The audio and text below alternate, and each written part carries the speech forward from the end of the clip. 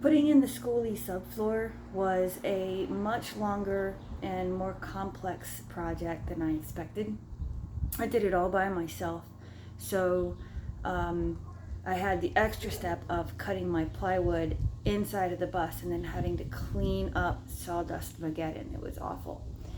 I also took an extra step of putting down a ice and water barrier underneath my foam core insulation. I wanted to make absolutely sure that there was no chance of water getting up into the floor of my Skoolie. So here's my video. I hope if you're on this journey yourself, you find this helpful. The first order of business was to take care of all the holes in the Skoolie floor. To do this, I cut sheet metal from the ceiling into small pieces and used them inside of the Skoolie. I used 3M Auto Seam Sealer and carefully covered each of the holes in the floor, making sure that each one was completely sealed. I decided to add a layer of roofing material for ice and rain. It provides a complete waterproof barrier. For me, this was important in case any of my patches leaked at any point in time. This also self-seals if you accidentally send a screw through it. So I rolled it out and measured it, let it relax, and brought it into the Skoolie. I rolled this out on the floor of the Skoolie so that the centerpiece overlapped and was adhered to the pieces on either side. Then it was time for the floor framing. I chose pine 2x3s because they're very lightweight but very strong. And I glued that down with liquid nails. I chose 1.5 inch XPS polyiso foam board for the floor insulation. It's water resistant, has an excellent R value, and I lose minimum space inside of the vehicle. I used liquid nails to glue each piece of insulation foam board inside of its framework.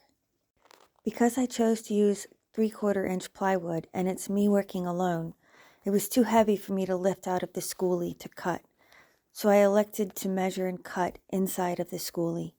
And to make sure I was doing it right, I set each piece in place as I went. If you can remove the plywood from your vehicle, I highly recommend it because this left a huge mess in sawdust covering every single surface of my Skoolie. Because of the chair rail on either side of the chassis, I couldn't cut just one long piece to go all the way across from end to end. So I ended up having to cut each piece in half and then have it meet at the framework in the center. This also made it much easier for me to work with it inside of that confined space.